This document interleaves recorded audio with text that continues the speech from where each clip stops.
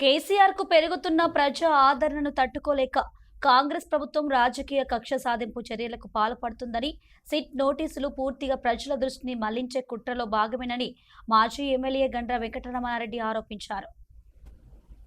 తెలంగాణ రాష్ట్ర మాజీ ముఖ్యమంత్రి బీఆర్ఎస్ పార్టీ అధినేత కల్వకుంట్ల చంద్రశేఖరరావుకు కాంగ్రెస్ ప్రభుత్వం సిట్ నోటీసులు జారీ చేయడాన్ని తీవ్రంగా ఖండిస్తూ భూపాలపల్లి జిల్లా కేంద్రంలో మాజీ ఎమ్మెల్యే గండ్ర వెంకటరమణారెడ్డి ఆధ్వర్యంలో బీఆర్ఎస్ పార్టీ నాయకులు, కార్యకర్తలు బైక్ ర్యాలీ, రాస్తారోకో నిర్వహించి నిరసన తెలిపారు. మున్సిపల్ ఎన్నికల్లో భాగంగా ప్రచారం నిర్వహించడానికి రాష్ట్ర ముఖ్యమంత్రి రావడం చరిత్రలో లేదన్నారు. ఈసారి మున్సిపాలిటీ ఎన్నికల్లో బీఆర్ఎస్ జెండా ఎగరడం ఖాయమన్నారు. ఈ కార్యక్రమంలో బీఆర్ఎస్ పార్టీ జిల్లా నియోజకవర్గ నాయకులు, ప్రజా ప్రతినిధులు, కార్యకర్తలు పెద్ద సంఖ్యలో పాల్గొన్నారు. తొలి ముఖ్యమంత్రి 2 పర్యాయాలు తెలంగాణ రాష్ట్రాన్ని సాధించి 2 పర్యాయాలు ముఖ్యమంత్రిగా ఎన్నో జనరంజకమైన తెలంగాణ పునర్నిర్మాణంలో కీలక భూమిక పోషించినటువంటి కేసీఆర్ గారికి ఈనాటి ప్రభుత్వం ఆయనకు ఉండేటువంటి పేరు ప్రతిష్టను అప్రతిష్ట పాలు చేయాలనేటువంటి కుట్రలో భాగంగా టెలిఫోన్ ట్రాపింగ్ అనే వ్యవహారాన్ని రోజు కూడా టీవీ సీరియల్ లాగా కథనాలు ప్రచారం చేస్తూ లీకుల మీద లీకులు ఇస్తూ చివరికి కేసీఆర్ గారికి నోటీస్ ఇవ్వడం జరిగింది.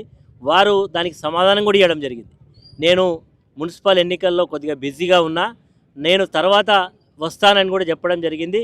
వారు ఒక లేఖ కూడా రాయడం జరిగింది.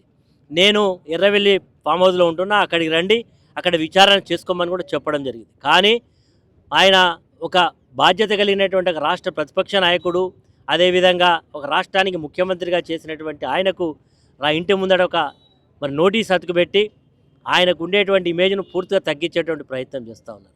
65 సంవత్సరాలు దాటినటువంటి వ్యక్తికి సుప్రీంకోర్టు యొక్క గైడ్లైన్స్ ప్రకారం ఆయన ఇంట్లోనే విచారణ చేయాలి. కానీ అవన్నీ కూడా ఏమీ చేయకుండా ఇలాంటి ఎన్నో ఉదాహరణలు ఉన్నాయి. అన్నీ కూడా దాదాపు సుదీర్ఘమైనటువంటి లేఖ కూడా కేసీఆర్ గారు రాయడం జరిగింది. కానీ ఇవన్నీ కూడా ఏమి పట్టించుకోకుండా కేసీఆర్ గారి యొక్క ఇమేజ్ను, ఆయనకుండే ప్రతిష్టను తగ్గియాలనే ఒక కుట్రలో భాగంగానే ఈరోజు మరొకసారి పిలవడం జరిగింది. వారు చాలా బాధ్యతగా చెప్పిండ్రు, నేను ఖచ్చితంగా సహకరిస్తా, మీరు ఎలాంటి విచారణకైనా వస్తానని చెప్పినప్పటికీ కూడా ఈ రకంగా వ్యవహరించే తీరును భారత రాష్ట్ర సమితి భూపాలపల్లి పక్షాన తీవ్రంగా ఖండిస్తున్నాం. రేవంత్ రెడ్డి గారు, మీరు ఇలాంటి చౌకబారు చర్యలు మానుకోండి. తెలంగాణ సమాజం, తెలంగాణ ప్రజలు కేసీఆర్ గారిని ఈరోజు ఒక గొప్ప నాయకుడిగా, తెలంగాణ సాధించినటువంటి గొప్ప వ్యక్తిత్వం ఉన్నటువంటి వ్యక్తిగా చూస్తూ ఉన్నారు. నువ్వు ఈరోజు అనేక హామీలు ఇచ్చినావు, ఏదైనా ఒక హామీ అమలైందా? ఈరోజు 6 గ్యారెంటీలు 420 హామీలు ఇచ్చినావు, ఒక్కటి కూడా అమలు చేయలే. ప్రజల్లో నువ్వు పోతే ముఖం చెల్లక మున్సిపల్ ఎన్నికల్లో డైవర్షన్ పాలిటిక్స్లో భాగంగానే ఇవన్నీ చేస్తూ ఉన్నావు. ఎన్ని కుట్రలు చేసినా, ఎన్ని కుతంత్రాలు వివరించినా ఈరోజు తెలంగాణ సమాజం ముందు నువ్వు తలదించుకోక తప్పదు. ఇలాంటి చర్యలు మానుకో. ఇప్పటికైనా నువ్వు ఇచ్చినటువంటి వాగ్దానం అమలు చేయి. ఇప్పటికే నీకు ఒక పదవీ కాలం 26 నెలలు అయిపోయింది. ఇంకా నువ్వు 34 నెలలు మాత్రమే ఉండే అవకాశం ఉన్నది. ఎక్కడ పోయింది నీ 2000 పెన్షన్ 4000?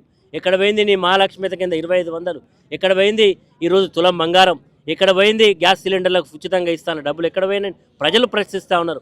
మున్సిపల్ ఎన్నికల్లో ఓడిపోతా ఉన్నాయి భయంతో ఈరోజు ఈ రకమైనటువంటి చీప్ ట్యాక్సీస్ చేస్తూ ఉన్నావు. ఖబర్దారని ఈరోజు హెచ్చరిక చేస్తూ ఉన్నావు.